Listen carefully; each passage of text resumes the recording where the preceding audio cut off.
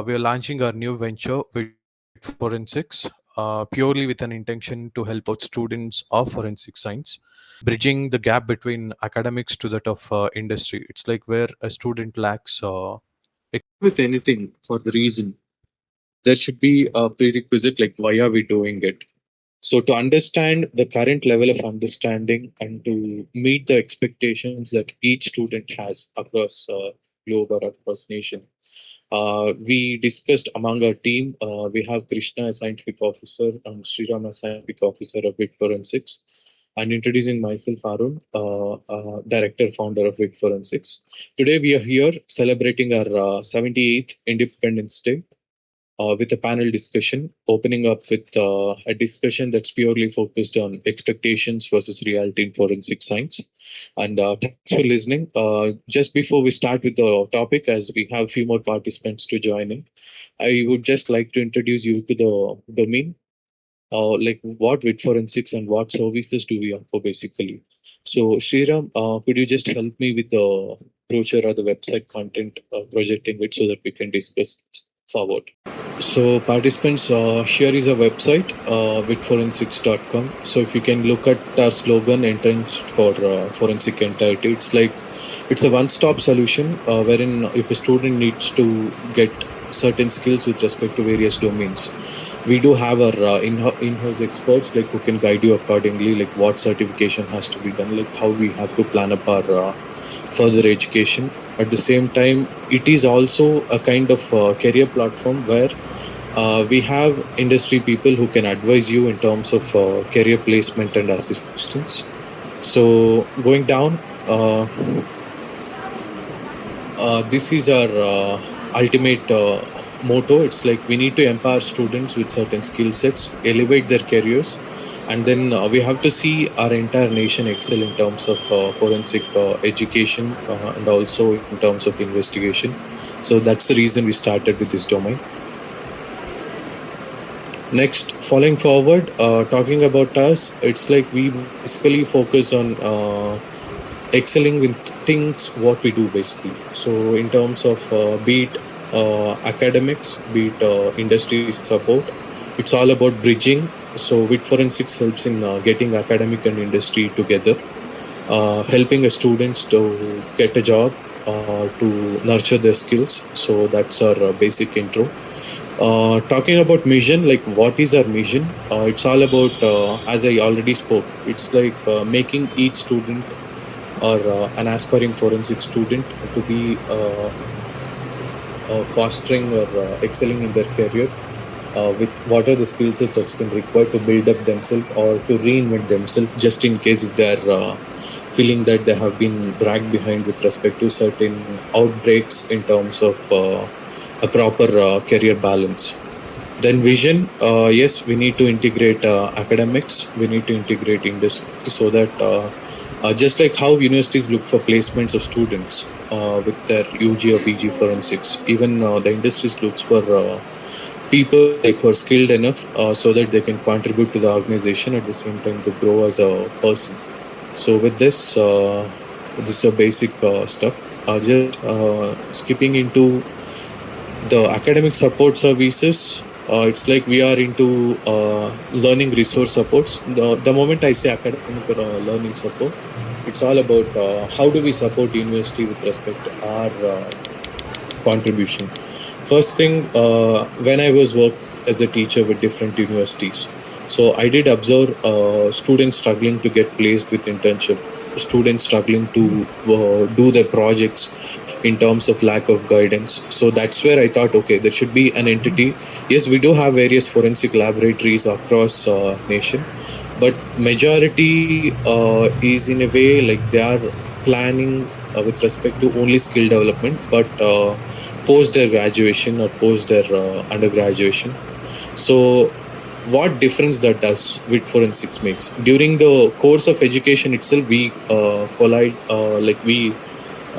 make acquittal with universities so that we can provide certain important guidance with respect to like what type of project assistance has to be given, what topics has to be given for just in case if a student has to do certain major or minor project as a prerequisite for their university. So that's the thing. And here, when I was a teacher, I usually observe students come up with certain projects or research ideas which are quite far from reality. We can't blame them for it. It's like it's all the fictionized world that we came across having during different types of series that has been planned, different types of movies that has been produced, having forensics as background. So that's where the reality has been missing. So to bridge that and to make a student understand like what is an actual research area that he or she has to find out with research, we do support with respect to our academic resource. And there are certain scarcity when we look into practical manuals in terms of conducting lab experiments. So WIT Forensics is striving towards developing a good and a skilled practical manual and an user-friendly practical manual, which will be live soon, like in a near future. So we do help in for the students of universities in organizing conference, in organizing industry talks, or webinars, or any panel discussion forum like how we are actually having now. So followed by our industry support services. Sriram, could you just go a little down? Yeah.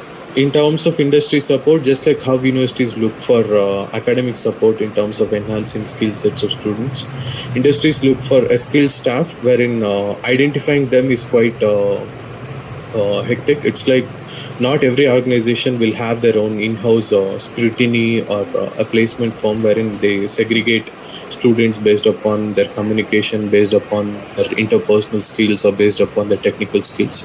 So we do provide a consultancy bridging a student profile to that of industry so that they can get empowered accordingly. And e-learning services, we are planning it in near future, like having our own online courses, our own virtual labs where students can actually experience a proper practical exposure in terms of virtual platform, followed by a certain podcast that's been focused on real-time case scenarios. So I do request the audience to subscribe to our channel for future updates in the near future. Sriram, little down. So talking about industry consultancy services, so it's like reason audience might ask, like, if you are into bridging gap between academics and industry, like why are you into consultancy here? So answer is quite simple. We are into consultancy just to provide that real-time exposure for students in terms of handling cases, especially with a domain like forensics science. It's not like you always simulate crime scene and then you can teach. It's like he or she has to be exposed to certain real-time scenarios, because understanding like what all prerequisite required for a registration of case, what all basic things necessary just before you pitch into the laboratory work. Even crime scene survey has its own certain kind of guidelines to be followed. An interview with a suspect or an accused has its own guidelines to be followed. So in order to do that, we felt it would be great if we have our in-house trainees or interns like get exposed to certain real-time scenarios, so they can actually replicate their learning with respect to a practical world scenario and understand, okay, this is how a case can be solved, or this is how a case has to be resolved. So talking about what all services with respect to consultancy that we offer, ranging from crime scene investigation management, documents, fingerprint forensics, digital forensics. Of late, like we are now transitioning towards cybersecurity, providing certain courses with it. Then a major focus is towards insurance claim investigation, because that's where a huge area of market is being seen. At the same time, fire accident and road traffic accident investigations, where students can actually plan their career across. Followed by 10-digit fingerprinting. This is for investigation process with respect to police clearance. We do support lifting a proper 10-digit fingerprinting source. And talking about DNA and any other investigation cases pertaining to MLC cases, that we outsource it to our partner firms, so that there will be a value added report that's generated. So this is all about WIT Forensics.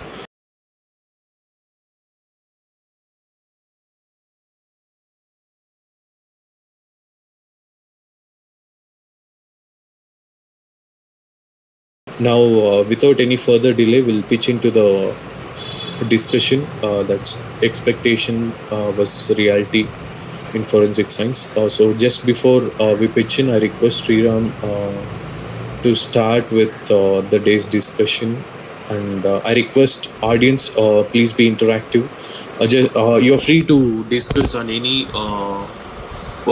kind of topics that's been suggested, or if you have any questions from your end as a student, or with respect to forensic science, like where we are actually lacking or where we are actually falling behind in terms of reaching the goal, like what has been set up before we started with our course. So here we go with a panel discussion on expectations versus reality in forensic science.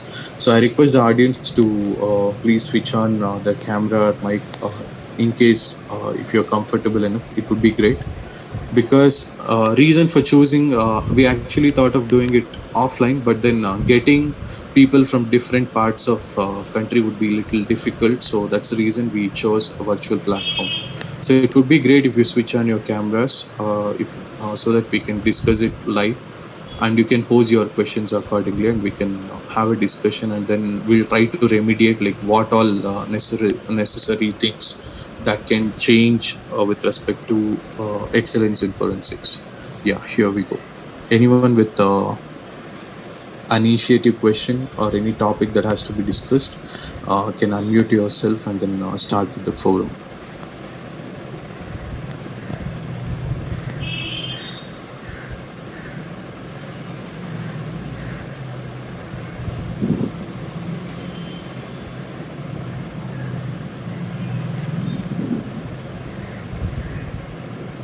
Yeah, I hope I'm audible.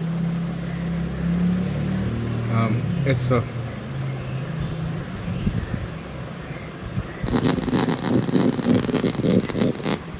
Yeah, Divya has something to talk.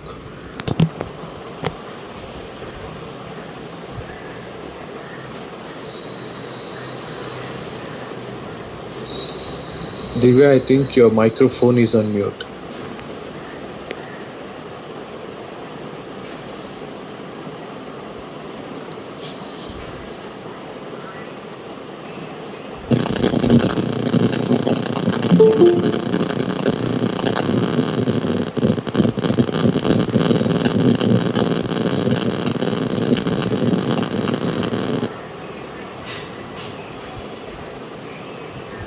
Or else, Divya, you can post your question in the chat box. There has been a disturbance with respect to your network, I guess, if I'm not wrong. Yeah, Gautam has raised his hand. Yeah, Gautam, you have some questions. Good morning, everyone. Good morning, sir. Good morning, Gautam. First and foremost, happy Independence Day to everyone. Thank you. Yeah. So congratulations on your new venture. I just got to know very recently. I was really unaware, and yesterday when I got the call, I felt so happy for you. Thank you so much. If I if I had got to know this bit before, I would have really been into all the backhand works for helping you out. That's okay. We have a lot more coming in so that you can always be a part of it. I'm sure happy for that. And yeah, let's pitch into the topic. And yesterday, when I got the notice and I got to know this was the topic, I was really happy that something like this came up in a group discussion. And this is one of the topic which I think in every university on the first day of class should happen between the faculties and the students, because there are a lot of rumors, a lot of myths, and I have got, like, just after my graduation, when I was looking forward for a job, and someone from a really reputed company, I'll just say someone from the big four, just told me that okay, you why did you have like why did you choose MSc forensic science? Why did you choose the topic forensic science for your MSc? Just after your degree you should have understood that okay, MSc students, like MSc forensic science students are not having that much like what is it, job roles and specific jobs that pay you well in the private sector. Either you go for a job in the public sector, which any other degrees would have also been, like they would have been selected the normal master degrees like physics or chemistry. And he also mentioned that he got to know that some of the major universities like MIT and so are fooling students with something, with a subject called forensic science, which teaches basic investigation things and what which lack uh, opportunity in the current like private sector scenarios. Okay. But just after I attended some interviews, I got to know that okay, that statement was utterly wrong. I have been fearing, like I just feared a bit more. I just overreacted a bit when I heard that statement. I really got confused for a while because someone from a reputed company saying something like that uh, just to put me in a panic mode for some days. But recently, I we had a job fair in our university, and Okay. while attending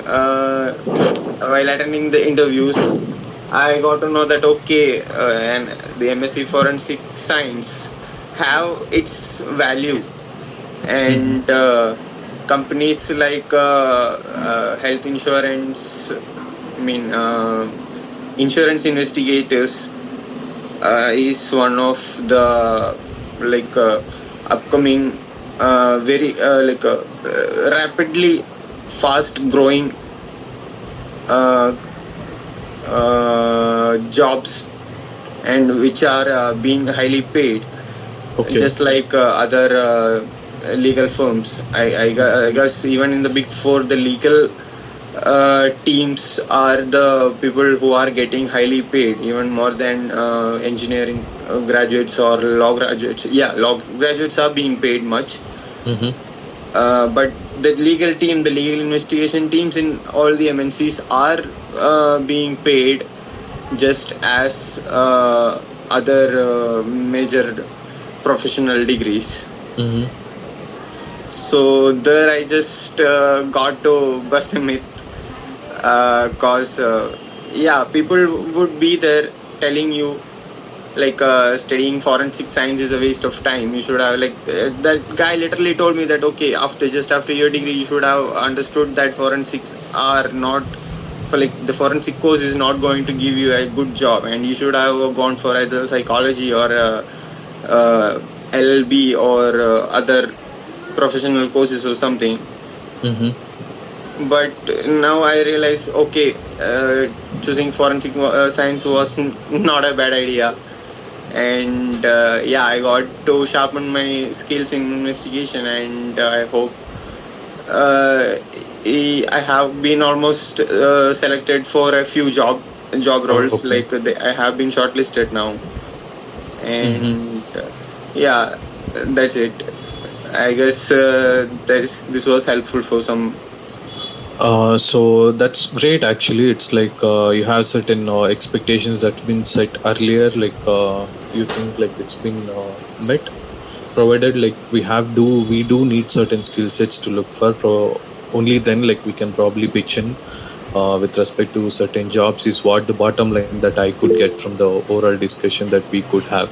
So apart from this, do you have any other questions like where you feel that student might actually, as a student, I think you have recently passed out. So as a student, like what do you think a student has confusion in his mind with respect to any discrepancies that's been there set by the society or that's been there in the reality? Like there was a notion that okay, after learning forensic science, I could really solve cases or get clues like Sherlock Holmes or even like the CBI professionals. But later, after learning only, I understood that okay, just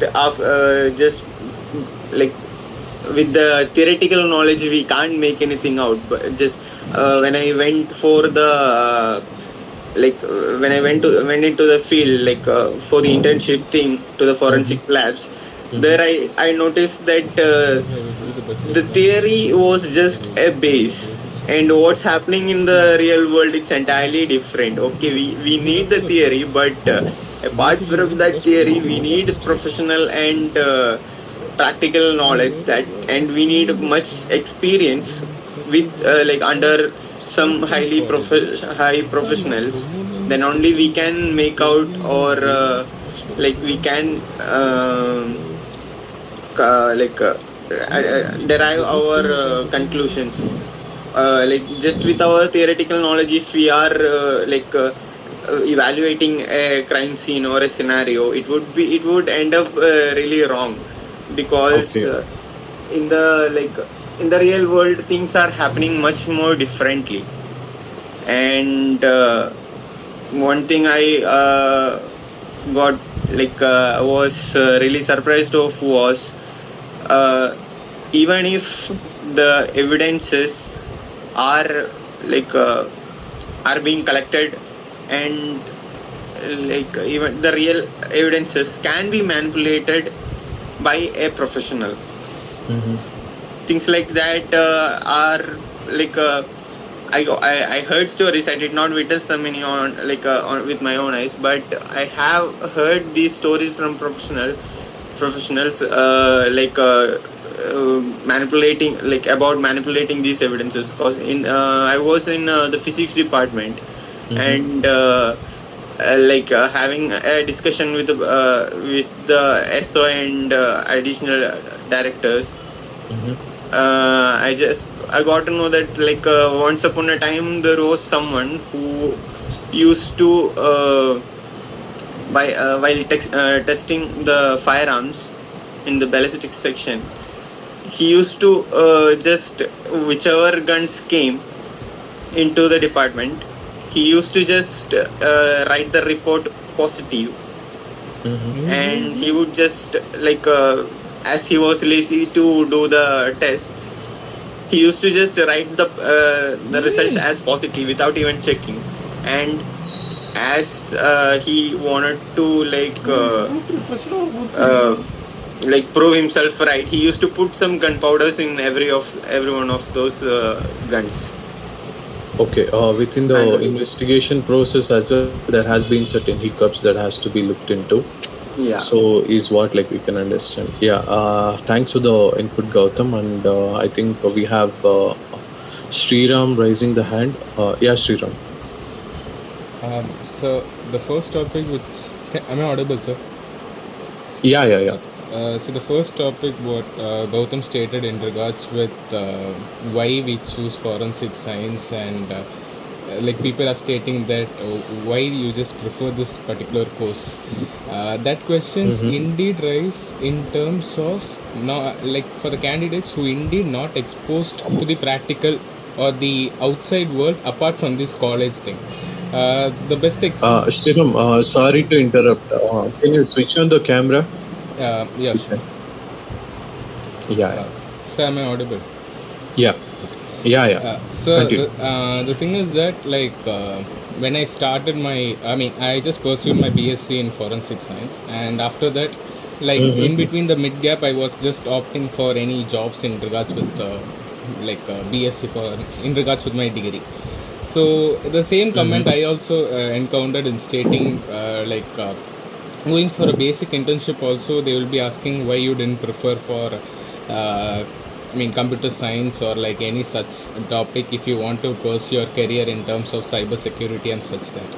And then I was like, okay, when I just joined MSc, the one advice from the professor stating that think of in one academic year 68 students are getting passed out. Total of in Bangalore in 1 year maybe across like around 500 students. So across India, maybe in one academic year, maybe like 1000 or 2000 students are getting passed out. From that, how you are unique, it indeed depends upon your interest towards this particular outside exposure, which indeed includes the workshops, the conferences, the number of certifications indeed done, and how much research publications you have been done. Absolutely. Yeah. So indeed, if this criteria has not been filled, because right now the number of students who are being currently pursuing forensic science, year by year it's getting increased. Maybe it's maybe in terms of two sets I can feel. One set in terms of getting like a false inspiration from these so-called movies and series stating that a forensic professional can indeed do like post-mortem. And that will be like when the first day when we joined BSc in terms of orientation program, it's like, do you believe that you will do post-mortem? No, you won't do. Then like in series they show, no, you won't do, doctors only will do. Okay, fine. Then the biggest flaw starts from that particular thing. And the second thing was like second set was be like getting inspiration from people who are excelled in forensic science, but they are not indeed applying their pathway in terms of how they traveled in forensic science, but end up getting a degree and stating that getting comments from like recruitment companies stating that why you took forensic science. They will be like either which ways I got falsely impressed or influenced by taking this forensic science, nor I was not that much dedicated in terms of my academics with respect to the outside exposure. The best example that I can give is when you pass out of passed with an MSc degree, and when you just apply for a job, the resume will indeed dignify who you are in front of the recruitment. In that scenario, if you just put like maybe like your degree and CGPA, and if you don't have anything to be feeded in your resume stating that you have done these parameters or these criteria, it indeed I mean you will be receiving a demotivating comments from the recruitments stating that why you took forensic science, in indeed such that. So it's not about only excelling in education for today's world in regards with forensic science. It's also about getting practical exposures in which ways of internships, nor workshops, nor conferences, and certifications. In regards, there is also a consideration in regards with the validation of the certifications too. Maybe like just attending a mock quizzes and posting it in your LinkedIn profile stating that I got this certificate. You can't put that particular certificate in your resume. Indeed, it should be rather like a 1 month training program or 1 month foundation course. In that also there are like flaws there in both which ways, from the student side or from the organizing committee. So flaws is everywhere. So it's right now, first thing is that it's a budding field. Maybe like it started a boom from the 2015 I guess. So it's been like 9 years or 10 years tenure. So once this get excelled, or like every flaws get been sorted out from every end, then this the forensic science field, or a person who pursued the forensic science with ample exposure towards the professional field, can indeed excel in sort of any sort of fields in as Gautam said, in regards with insurance companies and such that. Because it's like in engineering, people who are pursuing engineering, they learn about steam engine, but right now there will be bullet trains going on. It's like you need to learn what is train, and you need to get exposed what is bullet train. Then only your bridge will gap. You just stick into what is steam engine, and you just go and apply for like I need to build a steam. Be a part in terms of manufacturing steam engine. They will be asking one question, that what you know about bullet train. It will be like, no, I know about steam engine. Then you are rejected. That's what the basic example that I can pitch forth in regards with academic exposure and professional exposure. It's like academics is literally nothing but the theories and what to be practically applied. But when you get your professional exposure towards in regards with all these parameters what I mentioned before, that indeed explains what to do in certain scenarios. For example, like in internship, I pursued my internship in DNA division. We are being taught what to do, but the advancement in regards with, for example, I can give you in regards with the DNA profiling, will be like a DNA extraction also. A DNA extraction, if I state, what we are learning is in regards with the phenol chloroform extraction and such that. But in FSLs, what they are doing is automation extraction. Like within 30 minutes, you don't need to do anything. You just need to feed the sample. Automatically, the machine will give you an extract of the DNA. I mean DNA extract from the particular sample. So this is not been thought. This you need to be getting exposed, or you need to be aware of, or you need to be able to handle that particular machine. In regards, you will only get through professional exposure, which is nothing but getting yourself in an internship in FSL or a private laboratory. That's the biggest gap I indeed feel, like in terms of students and in terms of like colleges also, like not indeed promoting these kind of what to say opportunities for the students. Because you can't expect every candidate to be like okay, if they don't provide, I will do it. You can't expect everyone. Maybe out of 60, 10 maybe in that attitude, like if they are not giving, I will do it. The rest 50 will be complaining about why they are not giving it. The complaint will be for the next 2 years, and after that, when they feel, then will be like, no, I should have done that. I should have done these things that day itself. And the biggest waste is two things, which is money and time. Exactly. So indeed, it results in a career gap for a candidate, sir. So on a ground level, if I look into your discussion, like I could actually see the both the optimistic and the pessimistic way that we have been through across in terms of reaching our expectations in terms of attaining the reality with forensic science. Here, first, let's talk it from the student's perspective. I always wanted to address this problem with respect to different perspectives. One is from the student perspective, one is from the university perspective, the other one is from the industry perspective. So pitching in from the student perspective, first thing, like if you ask any student, like why did they choose forensic science, majority, or not even majority, it's like almost 98% of them come up with an answer stating that they have been influenced by series, they have been influenced by certain movies, which is a complete fiction ultimately. So it's like the unless and until by the time like you pass out your first year, be it UG or PG, you don't understand, okay, there is a fictional forensics and there is an actual forensics, which is far from the fiction. Fiction, it's something that's related to the arts perspective of forensics. For example, if anyone who is good in forensics wants to make a movie, he can actually make an interesting thriller movie. Reason is quite simple. He has that background knowledge of linking different types of evidence, creating a crime scene for a movie wherein it goes a complete or it gives a complete thrilling experience.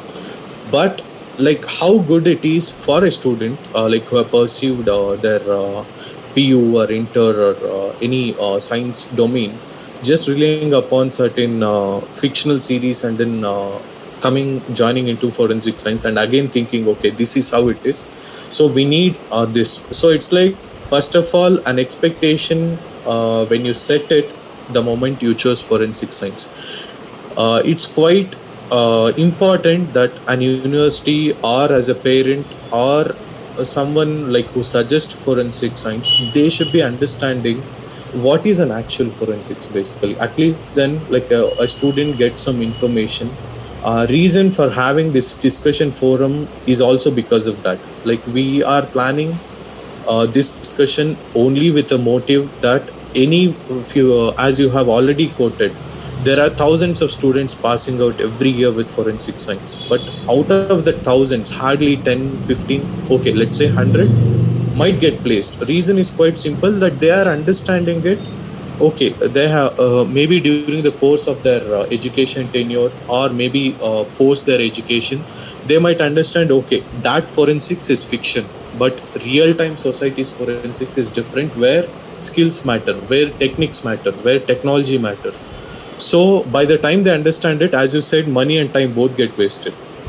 So in order to stop this, I thought, actually we from WIT Forensics actually thought that we can educate students, especially the new joinees, can understand, okay, forensics is not just about a Sherlock Holmes with a cigar in hand with a hat on the head, like just roams around, do some scripted things, and then tell that, okay, this is forensics. Forensics is never scripted, and every case is different in its perspective. So ultimately it's all about a student who wants to pursue forensic science. First thing that they need to have is a common sense of differentiating between a fictional forensics to that of real time forensics, in terms of techniques and the science behind it, not in terms of like what logic is being involved. The basic common sense of differentiating an arts and a scientific perspective of forensics.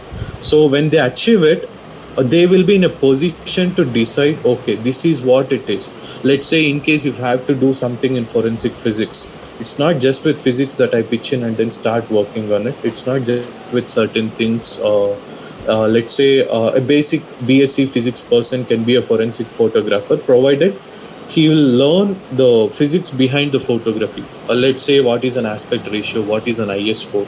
So we have certain basic fundamentals, because forensics itself is an applied science that has been a completely a professional course that's been designed with all the fundamental scientific concepts in between.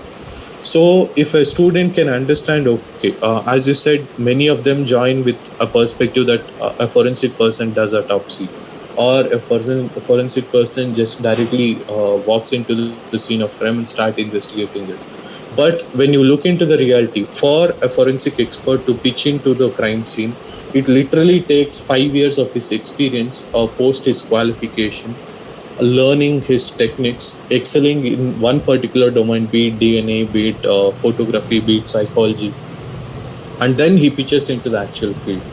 Beyond all this, only where they realize this particular concept is when they pitch into their internship tenure during their masters or bachelors, where they actually, and here also there are certain hiccups. We do have certain government universities that has pitched in, so quite obvious government university students are preferred over private or any other entities for that matter to work in government division.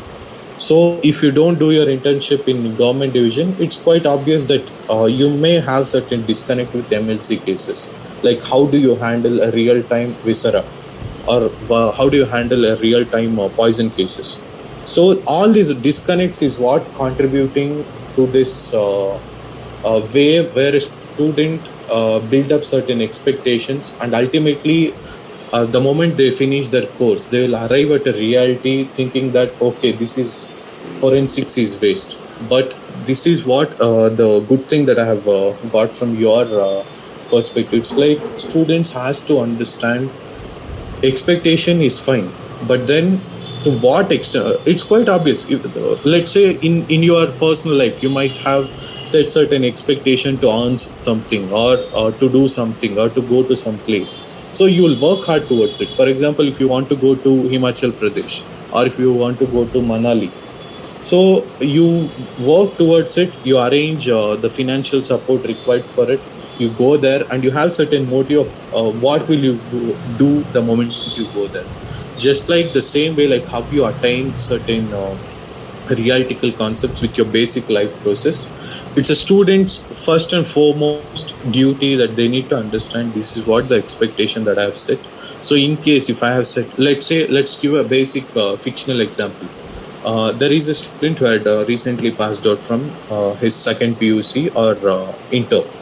Then he wants to choose forensics, but the moment he chooses it, this is where it starts. It's like he should not look at the series and gets influenced. Rather, he should start with his basic browsing knowledge, understand what is forensics, how many domains are there, and what is his area of interest based upon his strength. Let's say in a schooling level or in a college, pre-university college level, a student might be good in mathematics, a student might be excel in science, a student might be way too good in terms of his analytical skills. So this way, matching it with his own skills, he can choose. Okay, per suppose, let's say if a student has done computer science pre-university schooling, it's quite obvious that he should not be choosing forensic medicine and then go to forensic medicine, ultimately finishing his forensic medicine, and then he'll realize, okay, this is waste that I have done, time gone, money gone. But if he has done his pre-university with computer science, he can look into a program which offers digital forensics and cyber security.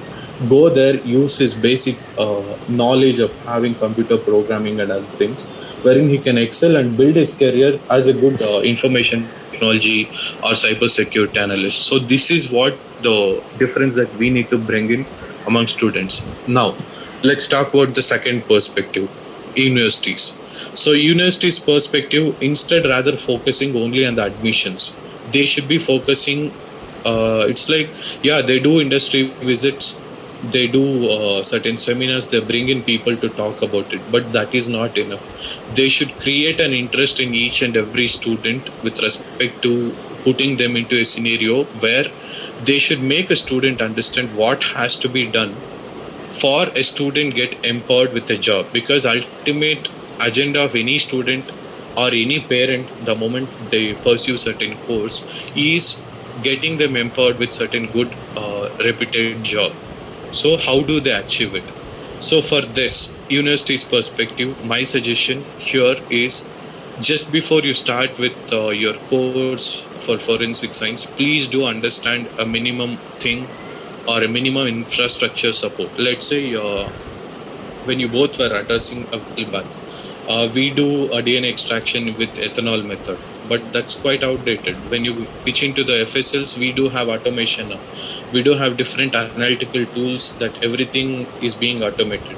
So the moment if it is being automated, why do people go for traditional method and then do it? So provided, okay, here I can understand the difficulty of universities where they can't invest so much to get those automated analytical instruments. Okay, if they can't do that, at least have some acquittal or some contribution, signing an MOUs with analytical laboratories, with research laboratories, wherein you can send your student right from the first semester. You can segregate your students based upon their areas of interest and send them to that particular organization or research institute, where if a student is paying so much to you, why can't you give back at least a minimal of return, giving some practical skills for the students to get excel with respect to their domain of interest. If your university can afford it, well and good. If it can't afford it, why can't you go for certain collaborations with industry which has that service, talk to them, make a collaboration with them, segregate your students. Yes, here universities comes up with a requirement telling that our admission number is 100. How can we send all 100 to the same institute? Not needed, because if let's say one student wants to do something in cyber security, what will that student go do in some DNA forensic laboratory? Send him to some MNC which has or working upon cybersecurity concepts. The other student who is good in forensic medicine, send him to hospital, ask him to intern there for 2 months, understand how do they collect viscera, how do they collect certain post-mortem artifacts for what type of it. Yes, you are empowering a student with practical knowledge there. Second thing is in terms of expertise with teaching. It's not like the moment you have number of students more, you recruit every person like whomever possible, just with the criterion that a student has to, a candidate has to be net qualified or fact qualified, whatever it is. Try to assess their interpersonal skill. Try to assess their basic or effectiveness of teaching in terms of implementing a theoretical knowledge and imparting it to a practical mode of concept. Based upon this ability to create a practical concept out of theoretical knowledge, where a faculty can actually engage a student to understand, okay, our faculty is actually teaching with respect to certain practical examples, certain practical scenarios, certain technologies that are available. If you see web there are different virtual labs website that's been already put in. To teach anthropology you have it, to teach ballistics you have certain lab setups, virtual lab setups. It's all about gaining an access. Universities can collaborate, go to their domain, pay some amount, get certain access to it, so that they can at least, if not sending all the students directly to the FSL, maybe in the first year or maybe in the second year, they can teach them with respect to these websites on, okay, this is what the parts of skeleton is, so this is how we identify gender. So these can things can be done. Next level, send them to industry. Next level, send them for internship with certain reputed organizations. So ultimate thing is it's not about how much admissions that you have got, or not thinking only about we need to increase our admissions. It's all about giving them the best that could be possible. If a student is completely satisfied with the university with respect to his learning, quite obvious the student himself will promote the university in terms of giving the best admissions possible. So that's how an university has to grow, getting a goodwill from the students. But when we look into the real time scenario, majority students are being disappointed. It's like, okay, we are paying so much and we are not getting anything. Even when it comes to placements, students are struggling like anything. The reason is quite simple. Yes, one thing, as I spoke in my first point, that students need to understand and work towards their skills and technologies. But however, ultimately, if a student is good in skills, if a student is good in his theoretical and practical knowledge, an organization or a university need to create a platform for that student where he can actually expose that particular skills that he has learned, so that industry can recognize it. This. Now the third perspective with respect to industries. So industries often come up with a complaint stating that this candidate profile is not good because he lacks so and so. So why is it being happening? Because industries are in such a disconnect with the academics, wherein they can't understand that what students are learning in the academics is far from what has been happening in the industry. So this is where any industry, especially with forensic industry, people should pitch in. For example, universities has this concept of BOS, or framing syllabus. So it's not getting a 40 plus year experience faculty to frame syllabus. Come on, think in a common sense perspective. 40 years plus is something that's outdated. So bring in industry expert who is doing great in the current scenario. Ask them what is the technology that's been happening, what is the important process that's been happening with forensic science. Bring them in, discuss with them, change your syllabus accordingly, so that a student can learn on par with the current industry standard. Quite obvious, industry, the moment they pitch in, their expectations will be met, because they are part of framing syllabus. They are part of training students. Make an collaboration with these industries also in terms of setting up laboratories, outsourcing students. So all these things. So all this while within maybe by next year March I'll be completing 10 years with forensic science. So this is what the three perspectives that I came across. Like, as a student I saw like how forensics was, as a faculty I did, as an industry professional I did. So with my minimal knowledge that I have earned so far over past decade, this is what the observation that I have done. Looking in, like, where is the thing or the disconnect that's been there with student to that of university and to that of the industry. So this is what an important thing that we need to notice. I think maybe through this discussion, in case if people come across witnessing it, I think if at least few universities or at least few industries or if at least few students can understand this, that will be a success that we can think of from the WIT forensics perspective. Yeah. Any other things that you have that we need to discuss upon? I think, yeah, Divya. Yeah, Divya, you are audible. Just discuss about few things which happened with me. I Okay. have done my masters in toxicology. So after my for dissertation purpose, I have applied to many FSLs. But in our college, they said like FSLs you did you did internships before also, so this time you have to in an R&D divisions. So I applied in Mm-hmm. CDTL. The first Mm-hmm. question asked me was, there are many applications from pharmacology background. Why should we support you from forensic background? We never got this kind of application before and all. I Mm-hmm. explained them, and then they were like, "No, we do legal testings and all." We said Mm-hmm. like in FSS also they do legal testing, Mm-hmm. but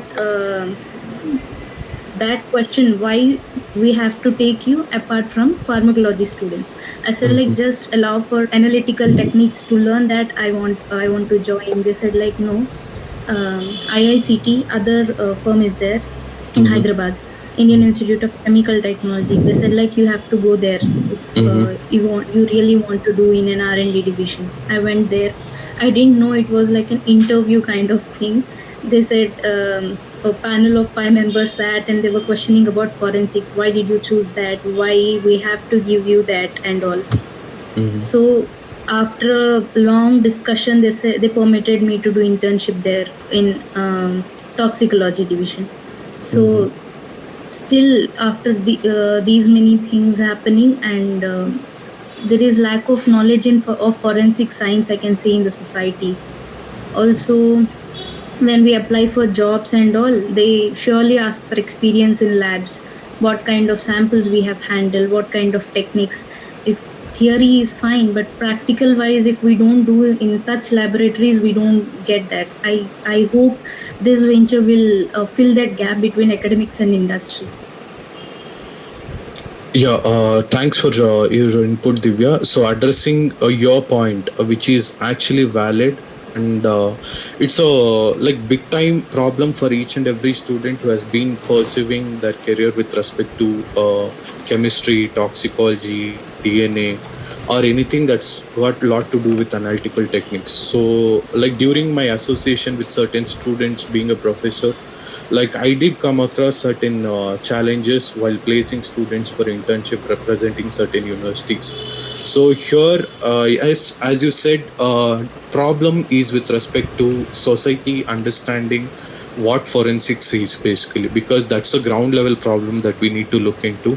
Because the moment if you go to some random person and then tell that you are a student of forensic science, if I'm not wrong, majority 95% will say okay, you do postmortems. So that's a level of understanding that we have within our society. Unless and until this awareness is being brought in or pitched in with the society that forensics is not postmortem, it's not only postmortem. Forensics has nearly 48 plus domains that has been amalgamated together based upon the need, based upon the type of case, based upon the scenario of examination of scene of crime. We do need expertise from different industry professionals. So we do need different domain knowledge that has to be looked in. So that's the reason when you look at any university, or when you look at a student perspective, it's all about, we think in a way, okay, forensic science has different areas of exposure. So we get to the point thinking that okay, if we have different fields of exposure, it's quite obvious that we have a vast career approach. And again, problem here is industries thinking that forensics is something different from what they do. So a basic ground level knowledge has to be given for the industries as well. At the same time, it's all about government taking certain initiatives to promote forensic science, to make public aware that forensics is not just about postmortem, or forensics is not just about digital forensics. It's about a crime and evidence of different nature, be it physical, be it chemical, be it biological, or any digital forms of evidence that has to be analyzed. We do require expertise. So that's the reason we have different domains. And addressing to your problem of applying to different analytical research R&D laboratories, so here my suggestion would be, instead, yes, it's a good initiative that you have taken, going and applying for different organizations or R&D laboratories. But if you look into the ground level scenario, it's all about making them understand That, yes, luckily you have got a certain interview scheduled wherein you got an opportunity to explain them, why do they have to take you, what is the things that's been involved there. So for students of this nature, what I would suggest is have a well-defined SOP, statement of purpose, whenever you apply for job or whenever you apply for internship or any analytical training apart from forensic laboratories. Because your forensic laboratories will basically understand, okay, the student is from forensic science, he or she might be applying for so and so thing. But if a student from MSc Forensic Science applies for CFTRI or any other drug testing laboratories for that matter, their first thing, they are all from the basic life science background or basic analytical science background. So for them, forensics might be something a foreign subject. So if your SOP can define them like, okay, this is forensics, and your SOP should be drafted in such a way that why do you want to do your intern there? First thing, purpose or need of doing internship or doing a job there. Second thing, what tools, theoretical knowledge that you have gained and how you have gained it. Third thing, like what do you actually want to do there, or what do you actually want the organization to train you in. This SOP matters a lot, because at least then they can look into the ground level scenario. Okay, forensic science student, he or she has pursued masters, good in chemistry, wanted to do some drug testing or toxicology related studies. So if you particularly mention, okay, this is the instrument that you want to learn, or this is the technique that you want to learn. Let's say PCR, let's say any analytical instrumentation like GCMS or FDIR or any other instrumentation for that matter. You need to always quote your SOP in such a way that why do you want to learn, like what is your ultimate agenda of learning it, and what do you get out of it as a productive output on completion of the certification or training there. So this might help them to understand it. Yes, even then, majority scenario, they might accept it, or they might reject it based upon the availability of slots there, based upon the time frame, because time frame also matters a lot. So if you look at any university go for internships for UG or PG, of late it is being considered it's a season of internship that starts from late September to late February. So these time scenarios where majority forensic science students as per UGC norms who are about to be in their final semesters, there will be different applications, like thousands of applications, like pitching into different institutes or different research laboratories. Yes, you may face rejection due to an extensive applications that's been coming from. It's not just about forensics. Many UG and PG programs conclude their final years internship programs during this late September to late February. So apart from that, rest all months, it will be a good choose on period wherein you can understand, or wherein you can get a chance to work with certain research laboratories or FSLs for that matter. I did quote it like with my students when I was doing or when I was teaching forensic science in university. So here, one thing that I've noticed among students is they might be thinking, okay, if I don't do my internship right at that time frame given by the university, I can't do it later, which is actually a myth that has to be broken down. Yes, there are too many applications fall in. There might be a lot more skilled student than you, or there might be a better student than you who might have applied there and got selected, and your application has been rejected. That doesn't mean that your application is actually rejected. It's just that you need to try it one more time, maybe in certain other time frame where there will be a number of students less who will be gaining their training there. Yes, you'll always get an opportunity provided you'll submit your proper CV followed by a detailed SOP explaining a need for proposal of working there. So try doing it. Like it's going to be a great initiative, and just let me know if that works out. And WIT Forensics, as you have requested. Yes, our firm is basically oriented towards helping students and helping organization, be it university or industry for that matter, getting them together on one platform where a student can actually expose their skill sets or the technologies that I have learned, where an industry can choose students in terms of their choice of interest based upon an empowered student with all the skills that they have. I think we try our best to achieve it. And the day, if it happens, is the day like we are completely successful. We consider it that way. And thanks, Divya. Thank you so much for these input that you have given. So, next point of discussion, anyone has it?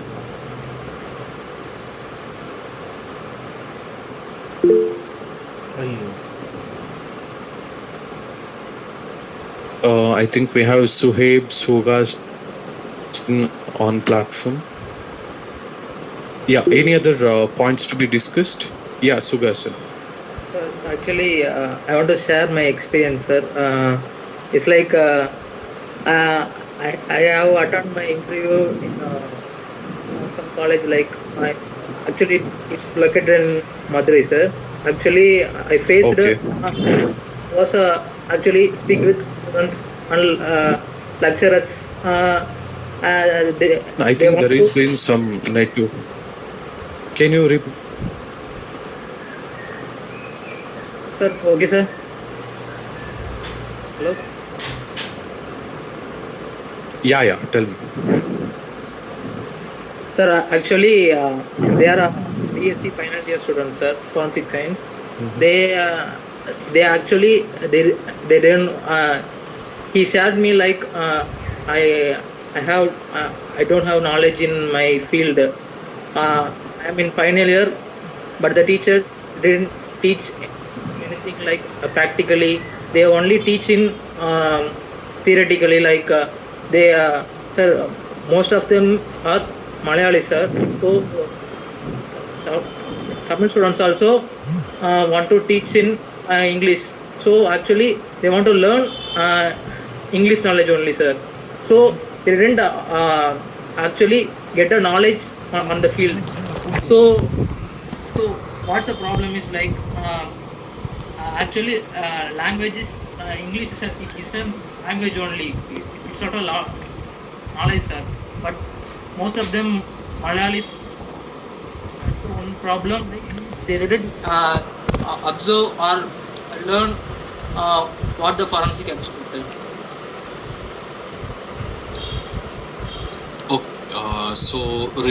This I could quote it under regional discrepancies, where a language barrier can be seen in terms of learning. So here, yes, Sugasan, I agree with you that language is not just an estimate for assessing a student's skill set. But one thing that is important that I need to inform you here is yes, quite obvious. There might be students like who will be feeling difficult in terms of communicating with English. But how far will it be fair enough to go with a regional language setup when you're globally addressing it with respect to forensics case scenario is a concern. So here, I just wanted to ask you: is it a question that's been pertaining to imparting teaching along with a regional language, or how it is? Not like that, sir. Actually, they didn't have a knowledge in the field, sir. It's English is not a problem for them, sir. Actually, he shared me like that, sir. I didn't learn something in forensic science till I am in final year. I didn't got anything. Okay. So here I can understand with your explanation that student actually feels that he did not attain an actual level of excellence that's been required for a student who is supposed to be in a final year of his undergraduation is what I can understand. So here, yes, let's quote it under process of learning with respect to a student's perspective and an university perspective. This question, I just answered it a while back. One thing to start with, student, whoever complains that he or she did not learn it, first thing is about self questioning, questioning to themselves. Why am I not up to the mark, even though university has promoted me to a level that I'm about to complete my undergraduation or post graduation in forensic science. This we call it as self assessment, which I always suggested each and every student of mine to do. Here, it's not just one or two students' problems, Sugasan. It's like if you look into our nation completely, there are, as I said, thousands of students passing out every year, but very few get placed, and few always think that they did not get the knowledge. Yes, there is a problem with university. There is a problem with their exposure with respect to industry collaborations. At the same time, I can actually say it's a mistake of the student also, because lack of self-assessment during the course of entire study during UG or post-graduation. Let's say a student right from the day one of his joining, it's not just about forensics, I'm generally addressing it through the entire stream of education. What is the duty of student? We need to talk about a duty of student the moment when we talk about this particular question that has been posed by you. A student duty is something that starts with self-assessment. Just before we show our finger on the system, or just before we show our finger towards the university or towards the faculty or towards industry that did not support them, to what extent as a student you have supported yourself is a concern that we need to address right from the beginning here. So here I remember Sriram talking about the same thing in our initial discussion. It's like, okay, assess yourself as a student for every 2 weeks. Okay, if every 2 weeks is very short duration, at least semester wise. That's the reason we have semester based education, I guess. I may be wrong, but I feel for a student it's better to assess themselves on a semester to semester basis. Let's say we'll start with an example. A student has joined BSc Forensic Science, has completed successfully with 80% of marks of first semester. Is the student, should we say that a student is very good in his education, that he has got 80%, is what the question is. Yes, if you look at the report card, anyone would say 80% is a decent score that he has made. But will that be a proper comment to put upon, unless and until if you assess the student to what extent he or she might have learned during that one semester is a question. So it's not every time that industry or university faculty will come and question that, okay, do you know this, do you know that? Only then you will realize, okay, I don't know anything. So let's not wait for a third person to come and tell. Let's not wait for a faculty or any person whom we go to give an interview. If let's say you go to an interview and the person says you didn't learn anything, you're not fit for the job, and leave the place. So why do we have to wait to an extent for 3 years to complete our bachelor's degree and then go to an interview and face a rejection? So that's the reason self-assessment is really important. If you're, let's say, starting with my example of a student joining BSc Forensic Science. Okay, first semester got over, you scored 80%, well and good. But question yourself to what extent you have learned the subject. Is the first level of assessment that you have to do yourself as a student. Second semester, what is that you are evolved in? Is it through your communication skills, or is it through your interpersonal skills, or is it through with your techniques, or have you learned any new technique? Let's say it's not only about a student learning forensic science or any, let's talk about in general with one student as an example doing any stream of education. They should evaluate themselves based on certain criterions. I could say first criterion is their communication skills. A student before even passing out the first year of his education with respect to UG or PG should be able to communicate properly in terms of assessing his abilities or showing what he is. So first level of assessment or a self assessment that you have to do it for yourself is communication skill ability. Second thing is interpersonal skills, to what level your interpersonal skills have evolved. When you go to second year of your UG, you need to evaluate yourself in terms of your analytical skills. So how much instrumentation that you have learned, how much theoretical knowledge that has been imparted, and other things. And when you go to final year, that's the reason you have your industry exposure there. You have to learn in terms of your tools and technologies. So this way, there are certain levels of assessment that you have to do it for yourself. Trust me, if that has been followed by a student, they don't have to wait for 3 years to face a rejection by a panel of interview, because a student has already self-assessed himself, and if he felt that he is not up to the mark, he has rejected himself and evolved from the rejection, learning and finding ways to learn where he has been lagging behind is what the solution that I could suggest. And I would request you to tell the student, like whoever has been complaining about it, yes, it's never too late. Even though if he is in his final year, ask him to dedicate another year, increasing his skills with respect to communication if he is bad at communicating, increasing his respective skills with respect to forensics if he is bad at understanding that he did not learn anything from forensics. Ask him to go. There is a huge certification programs, online platforms which actually makes them to learn from the scratch. So ask him to start it from the scratch, and again remind him that he has to self-assess every time, because self-assessment is something which creates you as a person with whatever that's been required is what I would suggest. I hope the answer was helpful. I just suggest him that, Sugasan, and thanks for bringing it about. I think this question has actually helped in terms of making students understand how important is self-assessment. Sriram has raised his hand. Yeah, Sriram. Sir, along I just need to add one more thing in regards with self-assessment. It is the student's interest in terms of his field of excellence. It's like, right from the first, how the academics is transforming a student in terms of his interest towards a one particular domain in forensics.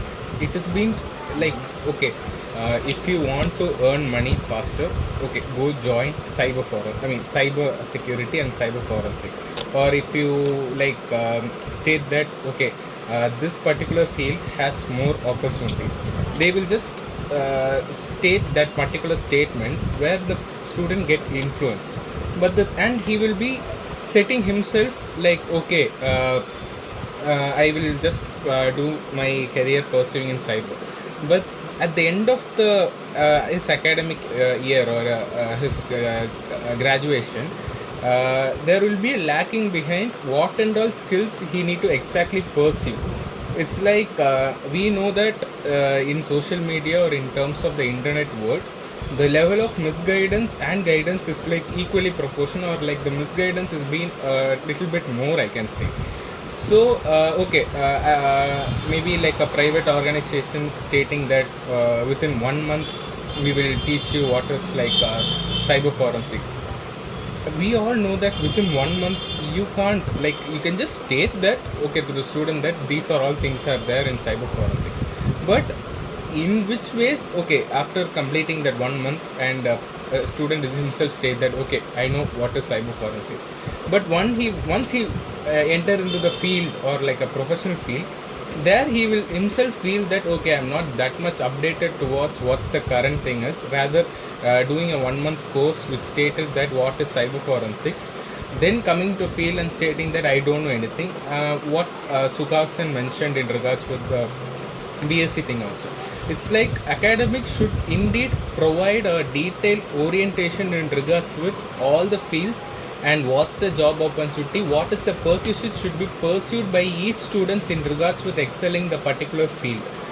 If that indeed lacks, it results in, like, after, like, think of 3 years of time, a student wasting himself in a particular field, which rather he doesn't know what are the practical difficulties in a particular field. For example, I can say the psychology field. I can say psychology field, like MSc, you are pursuing your excellence, you are doing your research paper, you are interested in terms of psychology. But we know the practical difficulty in terms who pursued psychology are indeed facing difficulty, because you didn't do MSc in psychology, rather you had done in a forensic science. So here, when they go for a job or for a thing, I mean, for a, applying for a job role, the question indeed rises. You take forensic science for your MSc, then you are saying that you need to do career, pursue in terms of psychology, and how come we can select you in terms of this particular job role? So the student's time is indeed being waste, rather than if the student is being guided, like, okay, after forensic science, like, after this MSc forensic science, the student should be indeed doing a 1 year diploma course, or in terms of getting a proper where and all to be applied in terms of internships to be done, rather than after, like, maybe like 1 year also in additional, may the student may excel in terms of that particular job role, or will be qualified. So here I can literally feel that after 3 years, he is spending his time in terms of one particular field, and at last he is getting a disappointment. Suddenly he will change his track to another field, where in that another field he will be a noob.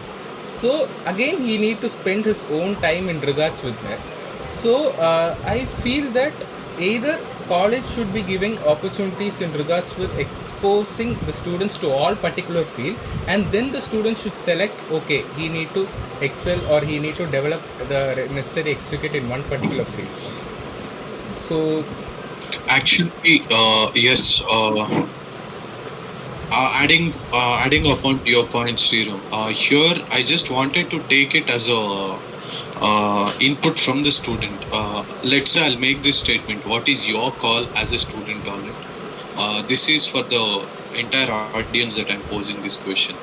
So, so far in the academics, of late in the 3 years of experience, I did work with different universities as a BOS member, as a faculty, or as an external speaker.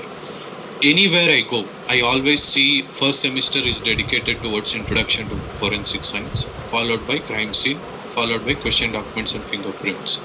So if a student is being just exposed to these three areas, so how would a student can identify which is his areas of interest is a challenging thing. So what I feel is a student has to be exposed to diversified domains, at least on a basic level of introduction, completely dedicated as one paper in their first semester. It's like whenever we talk about introduction to forensic science, I see universities creating a syllabus, or even if you think about any private organizations or any other organization doing some training program or certification program, when they talk about introduction to forensic science, they talk about police system, they talk about court, expert testimony, everything, but it has to come at the end. But first talk about how many domains are there in forensic science when you talk about interesting introduction to forensic science. And they give major importance to history, evolution of forensic science. Yes, it is important, but my suggestion here would be, please do all these things as a bridge course. But when you start a program, be it UG or PG, please, it's a request from this platform of WIT Forensic Science for the students and for the universities as well. Consider having entire domains of forensic science, at least a minimal introduction of what is the field about, so that in a first semester or a first year, if a students can figure out what all domains are there, they can match them up. And here I request students also to do more research on the information about their areas of interest, so that they can understand whether they fit into the domain or not, and then they can take it forward accordingly. So this is what a disconnect that's been there with respect to students and with respect to organizations as well. And understanding introduction to forensic science is not just about policing, courtroom testimony. It does also talks about various domains of forensic science. It does also talks about what is research in forensic science, what is forensic industries, what nature of jobs that can be seen in forensic science. These has to be included in the syllabus. Where if I see any university syllabus, including any government or private institutes for that matter, we always see introduction to forensic science followed by history. Next follows scope and significance, which is not more than one page actually in the textbooks, even if you see. But scope and significance cannot be just confined to one page. It's a vast domain. It has more than 48 domains of diversified domains of science, where, and not only science, even artistry is also a part of forensic science. Whenever you do facial reconstruction, someone like who is good at artistry in terms of clay modeling, they can also be a part of this because they have their own skill sets here. They can learn it. So we need to identify what has to be done here. So in order to identify, in order to enable a student to identify their domain, they has to be exposed to various domains with at least half a page which talks about job roles, which talks about industries related to that domain, which talks about prerequisites required for that domain. It's like, let's say if you want to become a question document expert, at least in a university level, tell them that a question document expert is someone like who gets certain expertise with respect to handling exhibits, handling cases, getting certified with BPR&D or American Institute of Question Documents. So this way, there are certain authorization bodies which can actually accredit a candidate based upon their skills in that particular domain. If we talk about fire forensics, we have NFPA, which National Fire Protection related stuff. So this way, syllabus should talk about what domain, what all areas they can get exposed to, where they can do trainings, where there are certain board of accreditation that can give them certain valid certifications. If this is being done, 80% of the problem with respect to attaining students' expectation and getting into reality will get solved is what my concern is. So what is your stand as a student on this?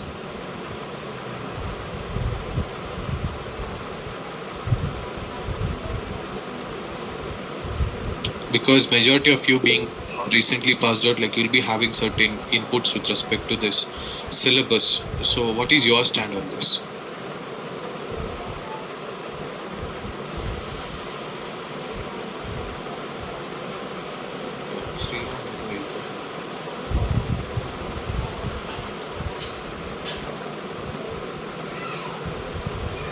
Sir, am I audible?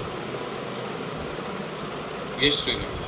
Sir, my stand is in regards with deciding maybe like students' field of interest or field of excellence. Better, which can be done in two which ways. One is student himself getting exposed to or himself doing a particular a well research in regards with his previous experience. Maybe in 12th or BU he is indeed excel in terms of maybe commerce, or like if he is excel in terms of maybe biology or serology or such, that pure science. Maybe like what is like if he is interested towards DNA forensics in such which ways, he also need to be aware in regards with biology and serology division too. Only DNA won't help it, because how the FSL works on, which is like biology, serology and DNA will be working in one streamline. So that particular candidate should be indeed well experienced in all the three fields before pursuing his career in terms of DNA forensics. So this indeed can be known to a candidate by doing a proper research or getting outputs from professionals who have been done. This outputs from professional can be indeed achievable by the platform which is there for every person, which is LinkedIn. If a person wants to pursue a career in terms of computer forensics or digital forensics, people who are there, like a scientific officers in LinkedIn profile, just text them in a formal which way, such okay, I am willing to pursue my career in cyber forensics. What are the piece requisites to be done? So their inputs will be based on the present work nature of their FSLs or their office, and this can be taken as one input in terms of excelling your field of interest to a present which ways. And basics can be indeed achievable in terms of academics, and parallelly you can work on in terms of professional exposure towards what I mentioned prior in terms of conferences, workshops and certifications. So this streamline should be done from students end in regards with deciding his field of interest, or if one which ways get exposed or get research to, if you are not having an idea, okay, what I need to do, okay, expose yourself to all the fields, do a better research what you can achieve in terms of the prerequisites, then have a like a 3 or 4, then like excel simultaneously. Once you get a job in basics of like if you select 4 streamlines and out of which you are getting one, so you can be adaptable in terms of shifting your job nature to once in 3 years. Okay, for example, I'm like I mean updating my knowledge in terms of 3 different fields like insurance investigation, cyber forensics and accounting.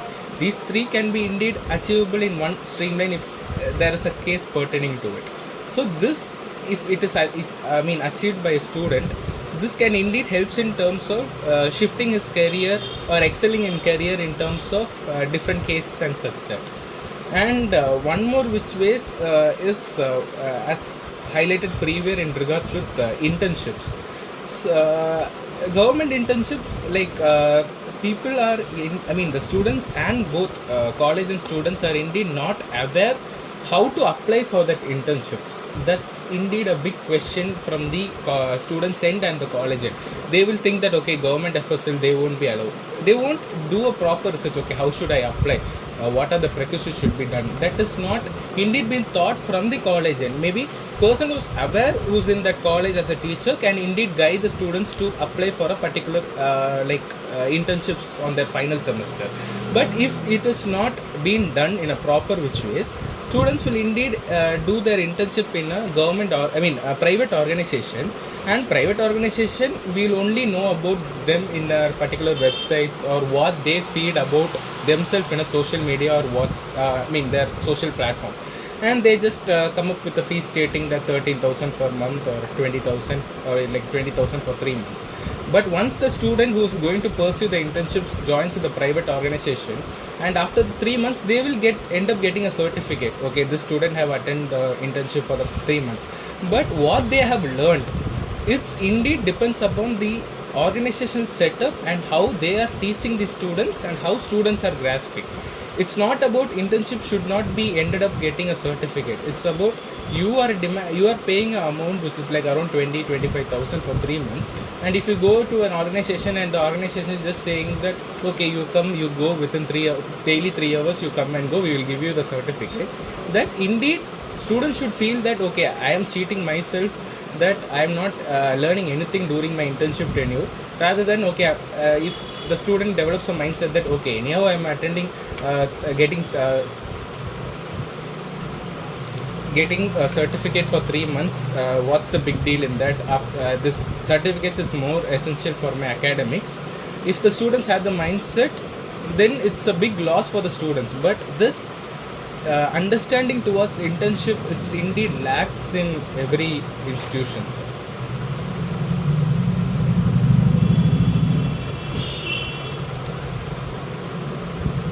Yeah, that's a good point to put upon. Here, through your input, like I could get 2 important points to be discussed here.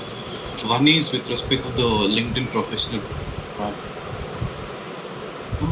like what role it plays in a student's life, especially when we talk in terms. The other thing is process of attaining internship. Like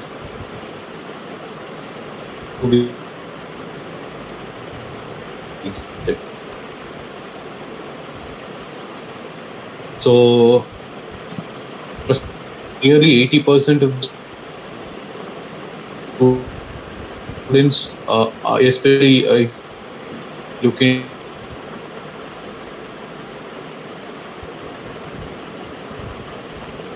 PG forensic science, they don't even they not even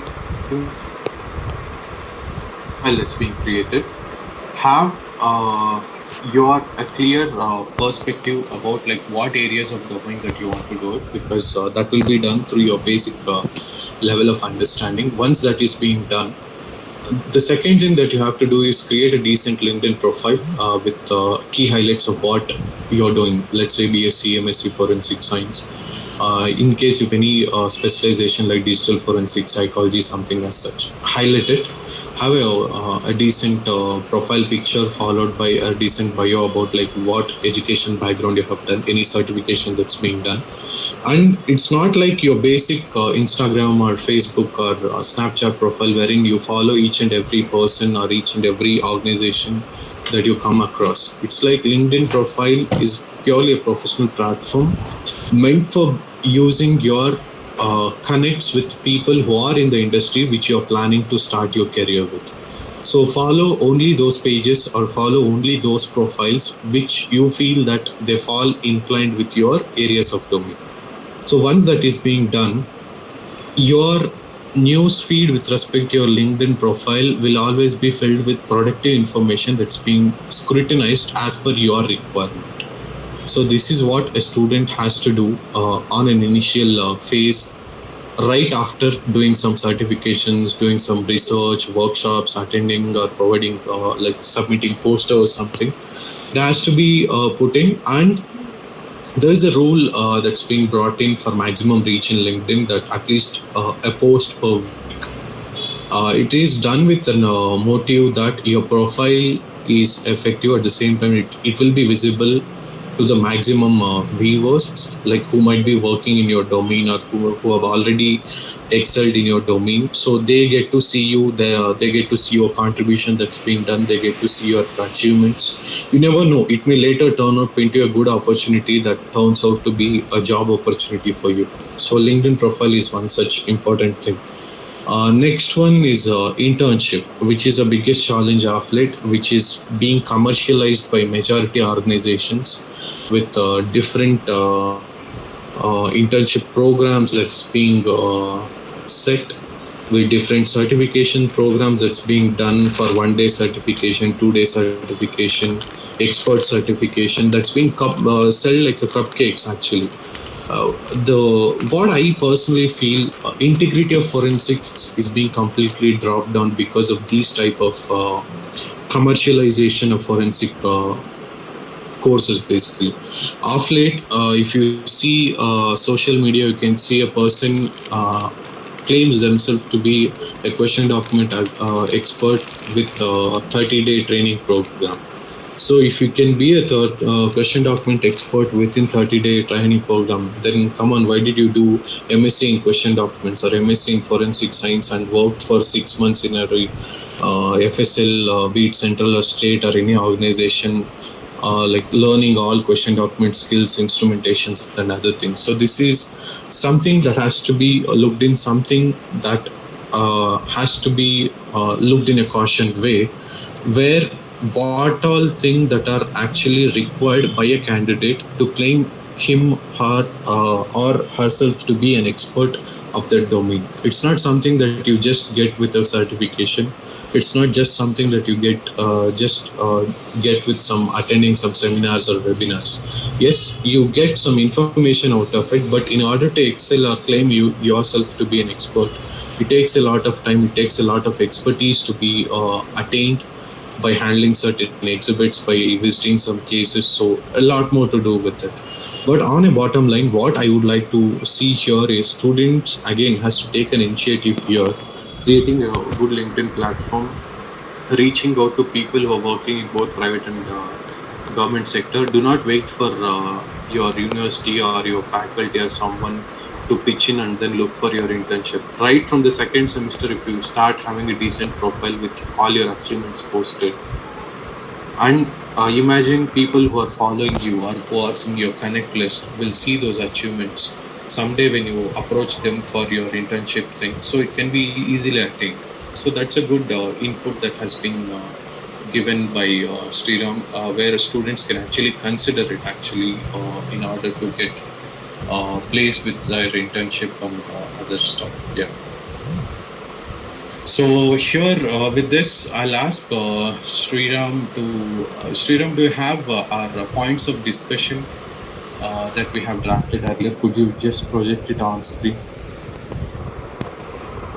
or if you want me to project it, I can do it.